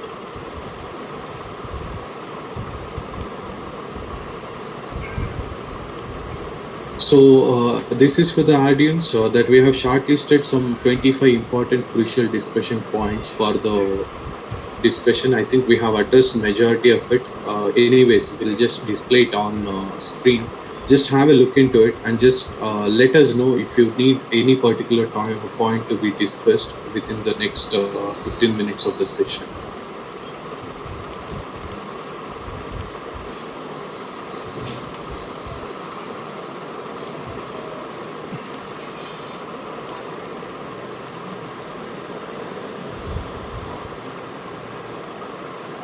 Yes. So here are. Could you just zoom in a bit, Sriram? I think you can increase it with the PDF. Yes, please. Yeah. So reason we have planned for this discussion, panel discussion celebrating this Independence Day. That's the reason even in our message that I have quoted it as a meaningful Independence Day for forensic students and our audience out here. The reason I quoted it as meaningful is because we just didn't wanted to do this discussion for the sake of doing it. Yes, in case if it has to be done just for it, like we could have promoted it, making it payable and other things. But only agenda of WIT Forensics for conducting this particular panel discussion is to bring out an awareness. This is our launch basically into the domain of bridging between academics and industry.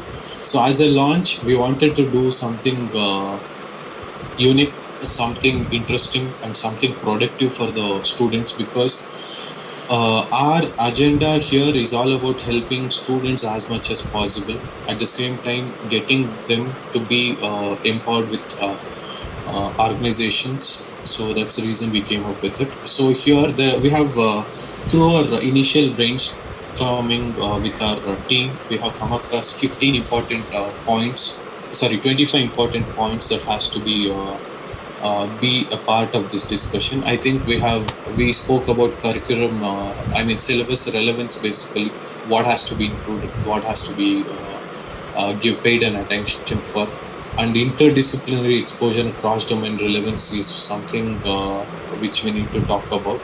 So here, interdisciplinary exposure, cross-domain relevance. It's like, I think when Divya was talking about her experience, she spoke about a pharmacy person or industry questioning about what you have got to do being a forensic science student here. So forensic science, as I have already addressed, we have exposure towards diverse fields here. So cross-domain relevance is something which is really important for a student here. Here I want to break one stereotype that has been there in all forensic science students across the nation. And yeah, I might even comment across the globe as well. It's not only FSLs, be it state, regional.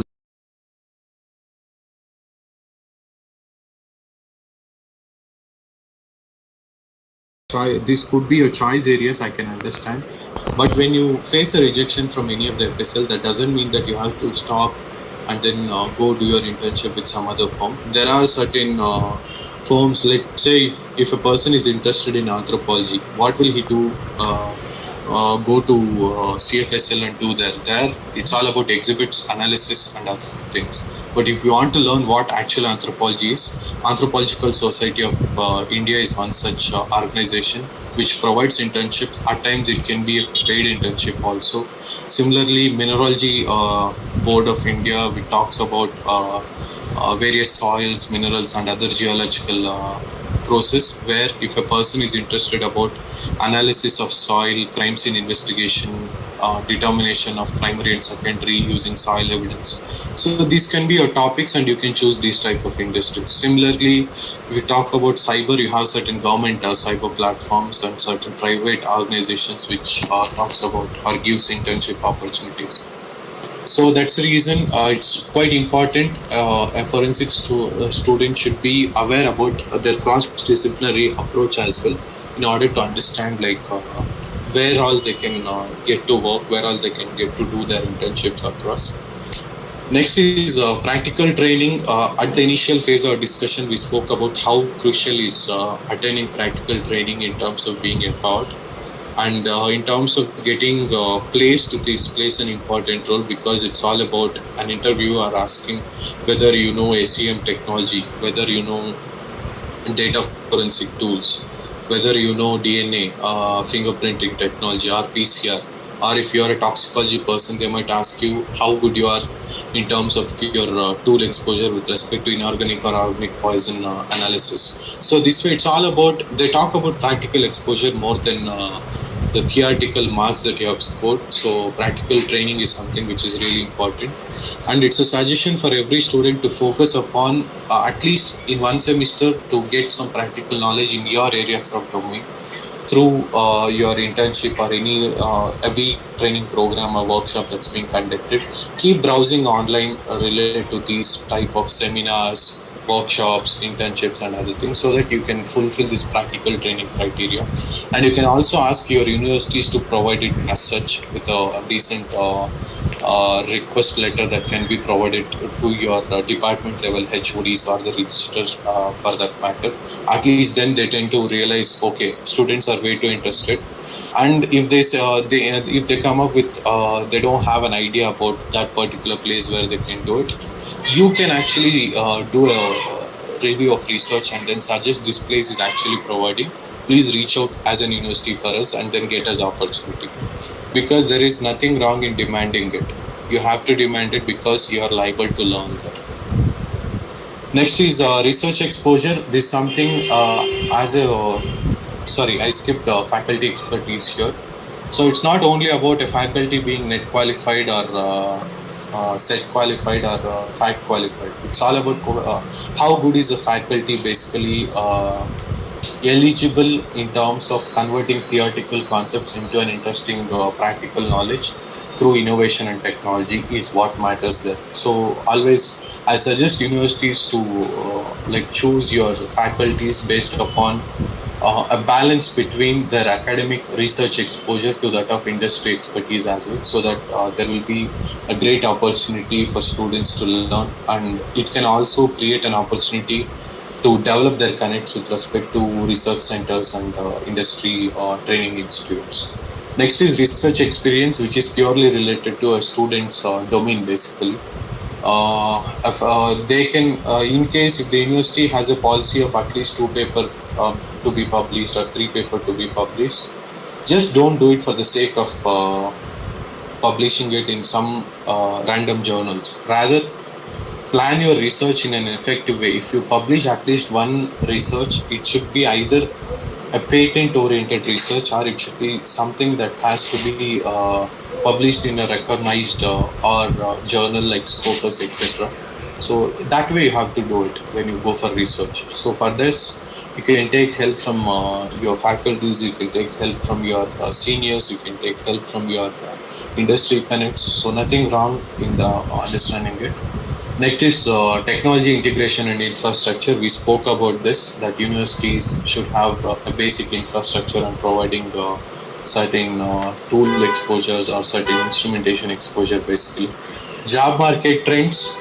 Yes, again, LinkedIn plays an important role here, and your basic conversant approach towards internet application or web application plays an important role. As a student, it's better the moment you start doing your forensics, keep searching about what is the current job trends and demand with respect to pay, with respect to long time life, with respect to that particular domain, so that you can plan your career accordingly in that domains, which is really important. Then if you identify skill gaps, we spoke about a few students having skill gaps with respect to their communication or with respect to their skill sets. try to find a remediation way for it with the help of your university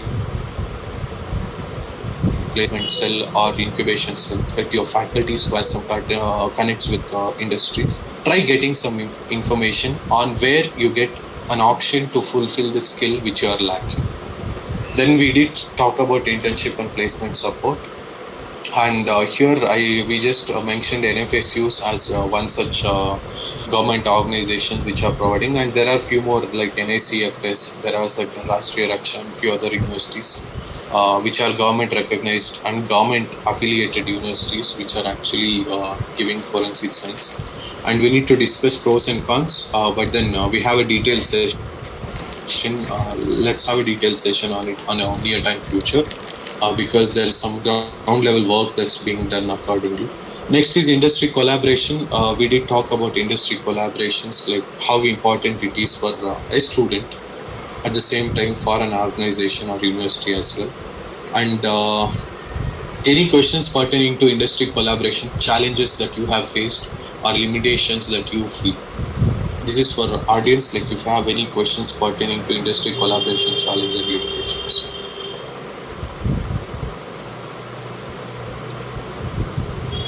No doubts as such. Anyways, at the end of the session, we'll share our email so that you can query as well. Yeah, Divya. Um, to talk about limitations in industry, they don't allow us to work hands-on mostly. They say like just watch whatever your senior is doing and all, because maintenance cost it would be very much, and we don't allow students to hands-on experience on them. Then that would be a limitation. When we go for interviews, they ask, you had experience, did you do it with your hand and all? We just say like we watched some of them. Yeah, some exactly. Yeah. Thanks for that input. It's actually true in terms of real-time scenario, because industries are way too concerned with respect to their instrumentation, especially when you talk about GCMS or ICP-MS or let's say scanning electron microscope and other things. They are always worried about maintenance cost. They might be worried thinking that if you are a trainee there and if they give you the instrument, what if something goes wrong? Like you can't be held liable, at the same time you can't be blamed for that reason. So this is a one such limitation that you can think across. So for this, my suggestion would be yes, very few, not very few, majority industries does it, but then it's better like you observe on an initial days, you try observing it under the guidance of your superior or reporting manager or any SS who has been working there. Maybe on a later stage you can take help of your superior and request for a guided exposure towards handling the instrument, like how you have just commented here. Like when a senior is doing it, observe for a week or 15 days during your training course and try convincing them. Under their guidance, you try handling it once so that that can be addressed. Yes, that's quite obvious. It's one such limitation when you talk about industries. Yeah. And then we spoke about, we didn't talk about career guidance maybe because there was no much questions that's been posed towards career guidance. Anyways, we'll just keep it on hold. Like if you have any queries with respect to career guidance, you can always write us to our email info@witforensics.com. Then followed by professional development, ethical and legal challenges. Again, a huge concept to discuss. Here, I would request each one of you, because all you guys have done your forensics UG and PG recently, and then few have been already working.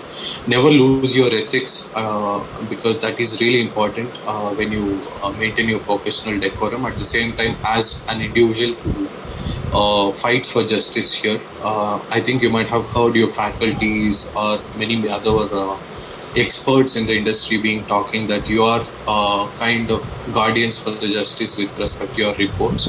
So that's the reason it's quite important to know our ethical considerations as well. So I request students to do a bit of the literature review on what ethics to be followed and what type of legal challenges that we might face in terms of addressing our exposure with respect to our work domain.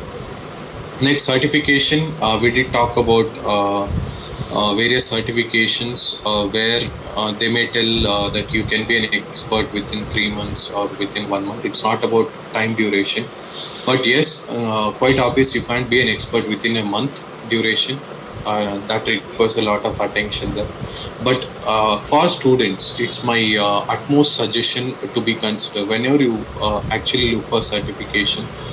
Try to validate in terms of its credibility, and when it's not just about that, it's also about when you imagine you're paying 30,000 for some certification, let's say SOC in digital forensics, or let's say any analytical instrumentation certification with toxicology or chemistry something. Are they providing any assistance with respect to placements? What is their level of affiliation with industries? So check their website, try to self-assess in terms of their reputation, in terms of their approach, in terms of their reviews through past participants, so that you can validate to what extent that certificate can add on to your profile in terms of giving you opportunities. And next one is accreditation. Let's say this talks a lot for certifications to be done for analytical and R&D related activities. Always go for labs that are accredited with ISO, that are accredited with NABL and few other accreditation, government accreditation forms, so that your certification is quite validated accordingly and it's adds on value to your profile. Then we did talk about public perception and misconception with respect to forensic science. And we did not talk about international comparison. And again, that we have kept it for the future process of discussion. Because we are doing our team is actually working upon international standards with respect to forensics, like how they are doing it, like what are the things that's being followed. In our next talk, maybe like we try to compare it and we try to bring about what are key changes to be incorporated with respect to our nation scenario, so that we can match up to the things that stands up globally. Next, universities, we spoke about categories of students, self-assessment, their quality, and we did talk about thousands of students being passed out where very few are being placed. Reason is quite simple. Again, the skill things that has to be looked in. Then it's not only about students we need to talk. It's all about faculties also. As I already spoke about, what is the research experience? What is their industry exposure? It's not only whether a faculty has gained 90% in their masters is eligible to teach, or it's also about what work the faculty has done in terms of the research publication or in terms of their industry exposure, which is really important. So this is for universities to assess their faculty competency. Next, we did talk about commercialization, where in market you can see question document certification is being given for 99 rupees also, which is not even a cost of one regular burger in McDonald's if you see. So that's a level of depletion that we can see in the standards of certification. So please always look for some standardized certification that adds credibility to you. Do not fall prey for this commercialization where you lose out money and end up getting nothing done. Like you have lost many things with respect to your unrealistic expectations set by universities also. So to overcome that, at least now self-assess yourself, assess the company that you are planning to do your certification also.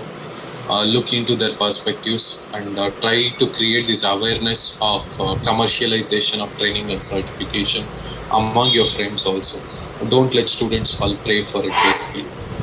Then student admissions, unrealistic expectations, we spoke about it in the initial phrase, how students get admissions through universities through their fictional process of forensics and what are the pros and cons of it.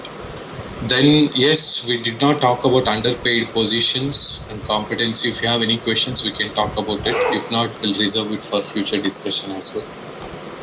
Then regional bias, is it a blessing or curse? This we have included with respect to jobs in government FSLs. But I've seen if you want to do your or if you want to apply for a job in Maharashtra, you should know Marathi. If you want to apply it in Karnataka, you should know Kannada as an important thing. This we cannot blame it because case documents that comes across will have uh, a need of knowing local language. But that doesn't mean that's the only criteria for selecting candidates. So that's what we wanted to talk about in this particular scenario of regional bias. It's a long discussion topic. We'll be having it soon. Then privatization of service. Here, I'm trying to talk about consultation service. Privatization, what are the good things about it? What are the bad things about it? It's like manipulation of reports is a concept, but fast track reports that can be given are produced for faster judgment can be done is a pro side of privatization of service. Diverse domains, diverse careers that we spoke about. Yes, there are hardly some 4 or 5 concepts that's been left over without discussion in this forum, but we'll make sure that we'll sure discuss about in near future. With a request that maybe in future, like I would like to have more participation from students, and yes, there has been a little bit disappointment initially when we came across this idea of doing a discussion panel here. It was a surprise. Students are actually showing a mean interest towards being part of such initiatives. Maybe because they didn't wanted to give up their holiday on something productive or whatever it is. Anyways, through the audience here, I request your friends to be like educate them in terms of attending such initiatives that can be taken not only by WIT Forensics, anyone who takes up certain initiative to do something productive for forensic science, always please do be a part of it, so that motivates them to do more. So that's an important thing to look into here. So I think you have all been through these points of discussion that we have, and yes, some few points have not been discussed yet, but sure, we'll ensure to have another platform, maybe the second version of the same, we'll discuss about it as well. So apart from this, if you have any questions, you can just let me know, or you can also write us or an email. And I request a feedback from your end, or Google or in mail as well, so that we can work upon. If you have any feedbacks that can be that we need to work upon improvising our thing, like we are welcome for it. And thanks a lot from team WIT Forensics for being part of it, and then making the discussion effective and highly informative. So any questions? We'll reserve next 5 minutes for the questions, and then we'll conclude the session.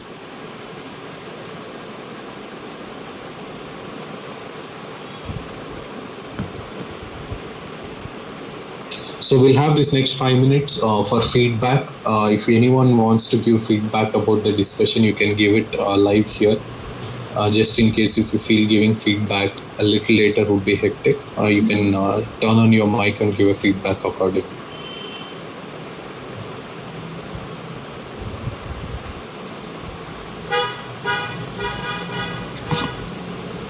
Am I audible? Yeah, Suhaib is here. Yeah, Suhaib. Yes, sir. Indeed, it was a wonderful discussion the first half here. Sir, I have one question, sir. Yes, Suhaib, please. Regarding choosing specification. Okay.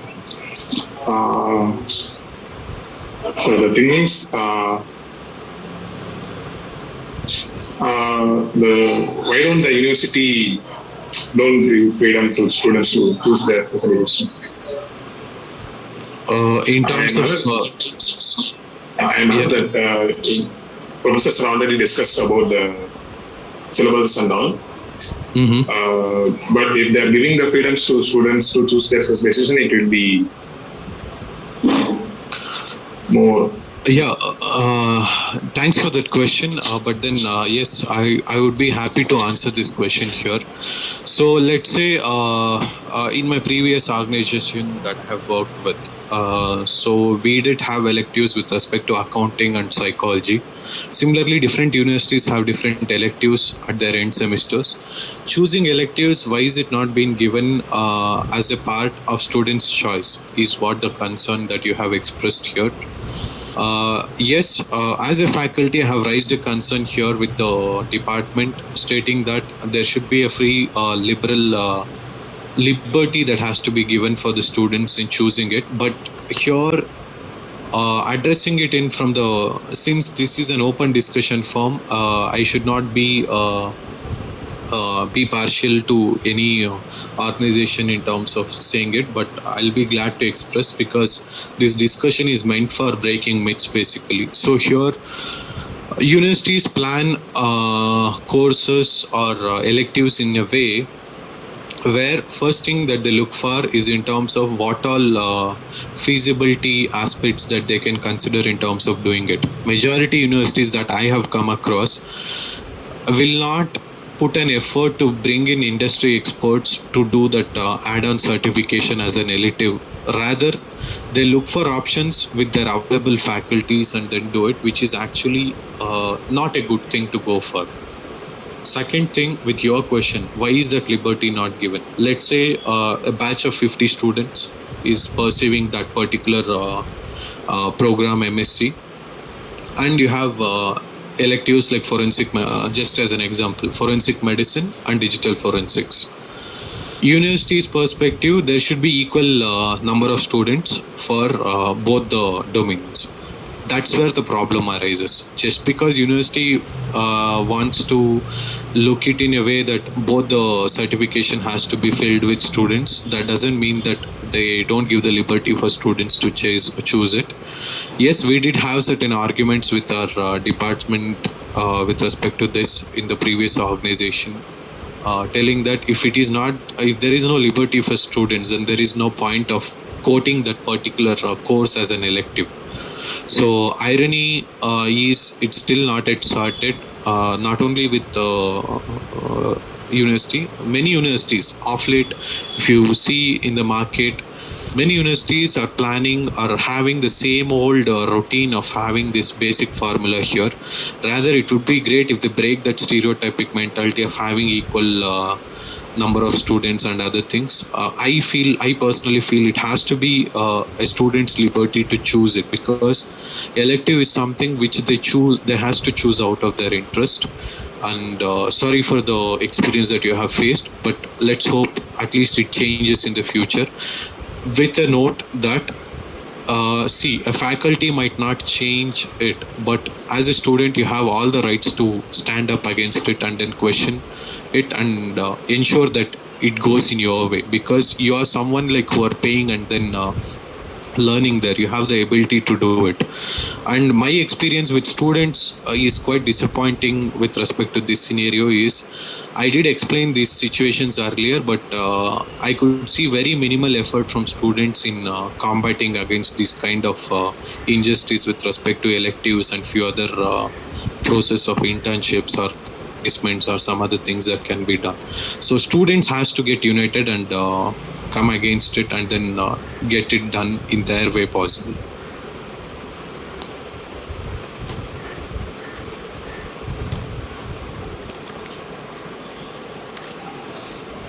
And yes, I may sound rebellious here, but then for me, it's not the university that matters. It's not the organization that matters. For me, the motive of WIT Forensics is for the students, and we stand by the students. So that's the reason we are here. So I don't want to be partial here. So that's the reason I have openly stated my comment. And I'm sorry if that's being offensive for any of the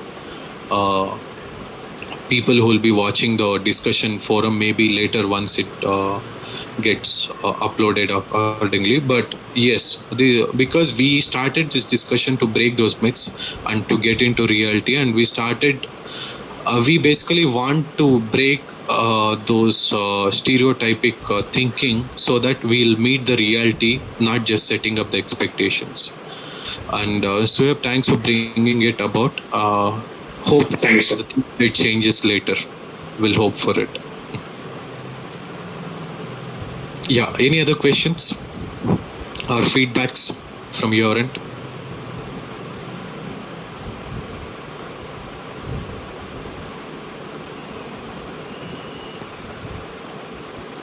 No feedbacks, no questions.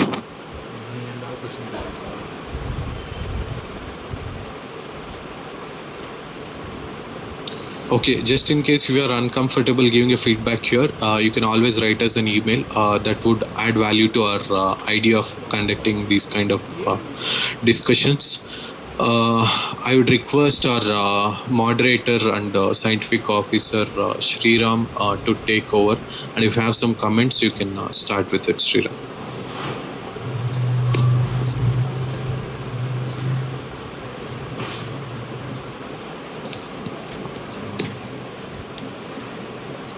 So am I audible? Yeah, Sriram.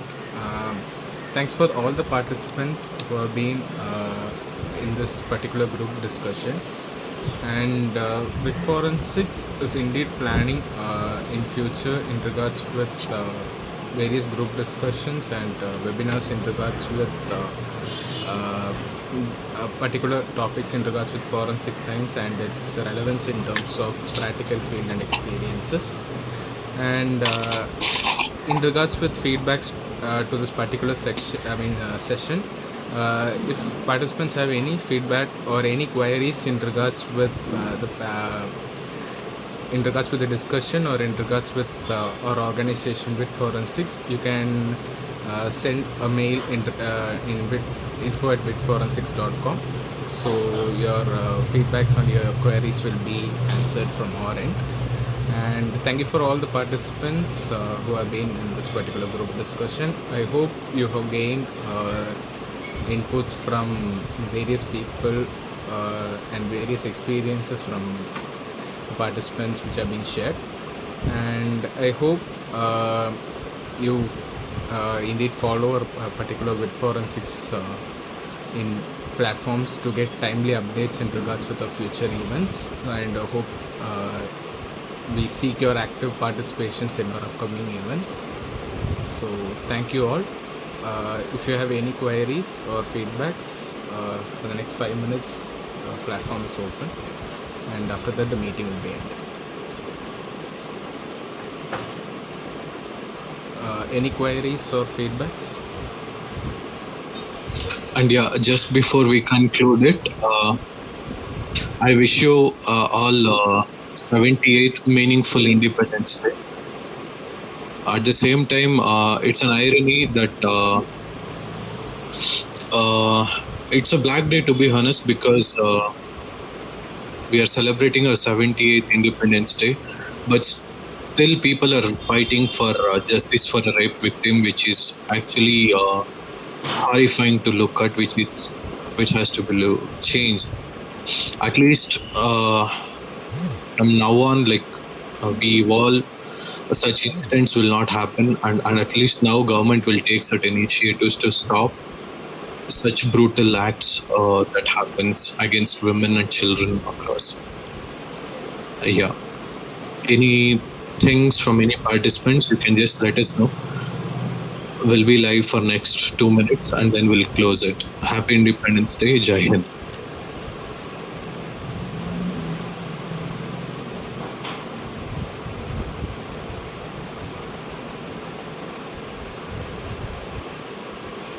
Yeah, thank you, sir, for such active and effective discussion on these topics.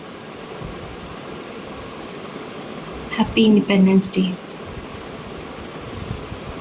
Yeah, thank you, Divya. So anyone else has some inputs or feedback or any questions? As Sriram said, you can always post it, or if you want to share it in the group live, the platform is open for next 1 minute. Yeah, we'll end up in the next 1 minute.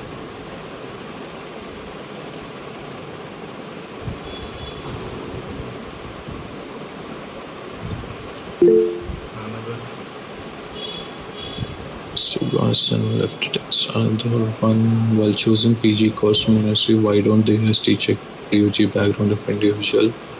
Because I'm done my UG in forensic science, but my PG classmate are another core in their UG, so I have done the same on basis of my PG. Yeah, that's an important question, Sukasan. But here, reason for choosing from diverse domains is quite simple.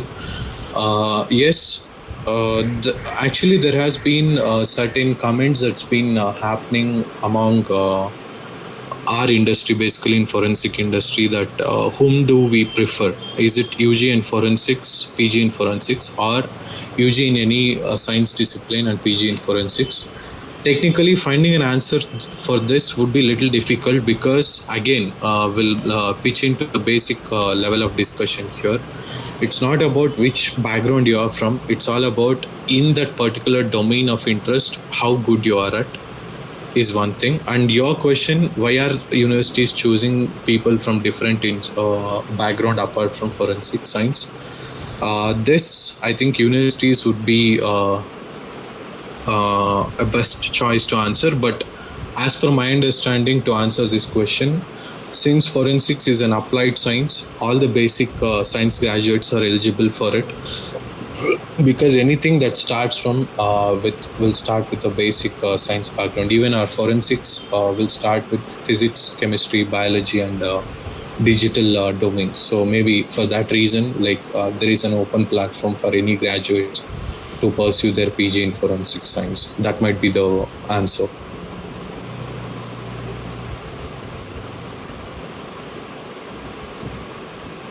Yeah, thank you. Thank you all the participants for being so attentive. And Jayantan, thanks for listening, but would appreciate if you have something to talk about.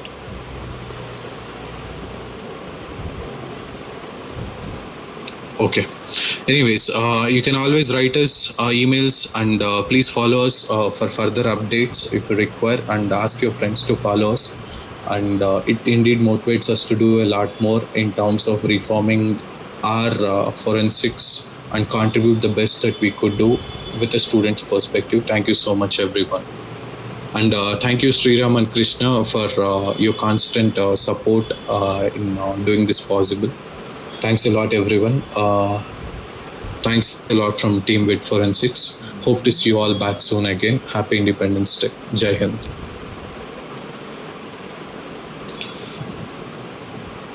Sriram, I think we can conclude it. Sure, sir. And thank you for all the participants who have been in this particular group discussion. Thank you.